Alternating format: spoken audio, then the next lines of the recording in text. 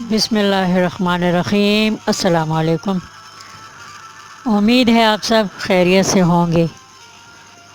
دین اسلام سے دوری کا وبال ہمارے معاشرے کے اندر اکثر کمزور سمجھے جانے والے لوگوں پر پڑتا ہے۔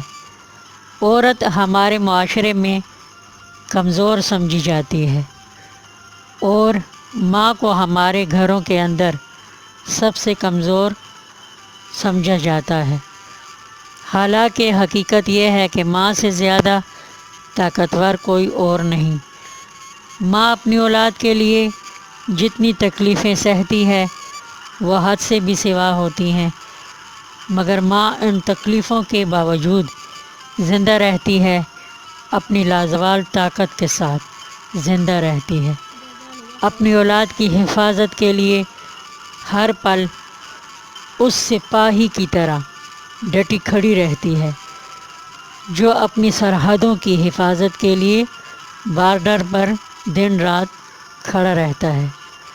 بظاہر سپاہی حکومت کا نوکر ہوتا ہے، تنخواہ لے کر کام کرتا ہے، مگر باطنی نظر سے دیکھا جائے تو سپاہی دشمن کی زد میں کھڑا ہو کر قوم کی حفاظت کرتا ہے۔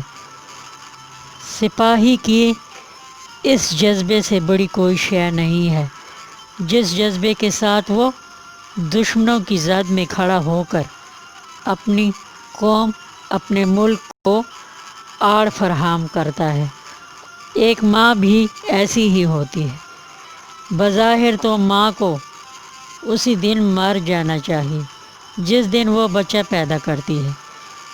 اس قدر درد سہ کر بھی نہ صرف وہ زندہ رہتی ہے بلکہ وہ اسی قدر جلدی ٹھیک بھی ہو جاتی ہے۔ یہ اللہ تعالیٰ کی قدرت کا کرشمہ ہے۔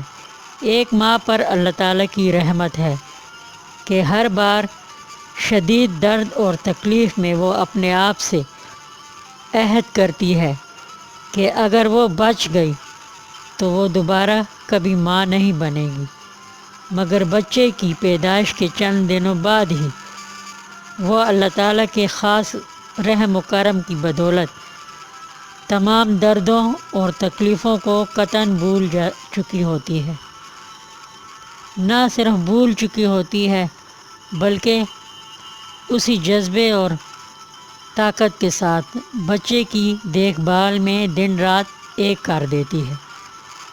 ماں کی زندگی اپنی اولاد کے لیے ساری کی ساری ایک دعائے مسلسل ہے۔ اولاد پر کوئی آنچ نہ آئے، ماں کی زندگی کا مقصد ہی یہی ہے۔ جب اللہ تعالیٰ کی مرضی سے کوئی اولاد خدا نخواستہ ضائع ہو جاتی ہے تو والدین، خاص کر ماں کے دل پر ایک نہ مٹنے والا داغ پڑ جاتا ہے اور وہ بے قصور ہوتے ہوئے بھی ماں اپنے آپ کو اذیت دیتی ہے کہ میرا بچہ میری کسی غلطی کی وجہ سے ہی ضائع ہوا ہے، اور تمام عمر اسی اذیت میں رہتی ہے۔ آج کل سوشل میڈیا پر ایک واقعہ گردش میں ہے کہ ایک بیٹے نے اپنی ماں کو زود و کوب کیا ہے، اسے اتنا مارا ہے کہ وہ راستے میں بے ہوش ہو گئی۔ ہمارا پیارا ملک اسلامی جمہوریہ پاکستان اسلام کے نام پر بنا ہے، مگر ہمارا معاشرہ جو تاریخ رقم کر رہا ہے اس سے پتہ چلتا ہے کہ اسلام کے نام پر بنے ہوئے ملک میں رہنے والے لوگ اسلامی تعلیمات سے بے بہرہ ہیں۔ اس کا ثبوت یہ ہے کہ ایک ماں کو کمزور سمجھ کر اسے سرے بازار بغیر کسی خوف کے ایک بیٹا مارتا ہے۔ نہ صرف مارتا ہے بلکہ ماں کو گالیاں بھی بکتا ہے۔ دین اسلام ہمیں یہ سکھاتا ہے کہ اپنے والدین کے سامنے اف بھی نہ کریں، چاہے والدین آپ کو کتنی ہی تکلیف کیوں نہ پہنچائے، ان کے سامنے سر جھکائے کھڑے رہیں۔ گالیاں بکنا اخلاقی گناہ ہے۔ ہمارے دین نے ہمیں اخلاقی گناہوں سے سختی کے ساتھ منع فرمایا ہے، مگر ہمارا معاشرہ اخلاقی گناہوں سے اٹا اٹھ بھرا ہوا ہے۔ لڑائی جھگڑوں کی بنیاد ہی اخلاقی گناہ ہے۔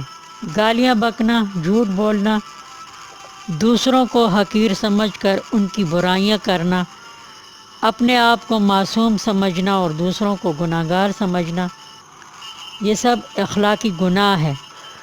ان گناہوں سے ہم کو اسلامی شریعت منع فرماتی ہے، مگر ان گناہوں کو تو ہم گناہ ہی نہیں سمجھتے ہیں، اور انہی گناہوں کی وجہ سے ہمارے پیارے ملک پاکستان کے ہر گھر میں لڑائی جھگڑے، گالم گلوچ اور مار کٹائی عام روزمرہ کے واقعات ہیں۔ اسلامی تعلیمات کو عام کرنا پڑے گا۔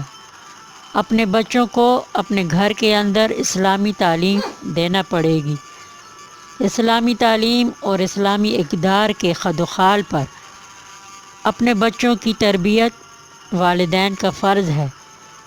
بدقسمتی سے ہمارے ملک میں تعلیم کا مقصد نوکری کا حصول ہے۔ اسی وجہ سے تعلیم یافتہ لوگوں کے سروں کے اوپر سے گزر جاتی ہے، پھر اس کا وبال معاشرے پر یہ پڑتا ہے کہ ایک مسلمان بیٹا اٹھ کر اپنی ماں کو سر بازار پیٹتا ہے۔ کیا مسلمان دین اسلام کا فرمان بھول چکے ہیں کہ ماں کے قدموں تلے جنت ہے؟ یا ہمارے بیٹوں کو کسی نے یہ بات بتائی ہی نہیں، کسی نے سکھائی ہی نہیں؟ اللہ تعالیٰ جانے یہ لا علمی کا اندھیرا کب چھٹے گا۔ مجھے سننے کا شکریہ۔ اب اجازت، اللہ حافظ۔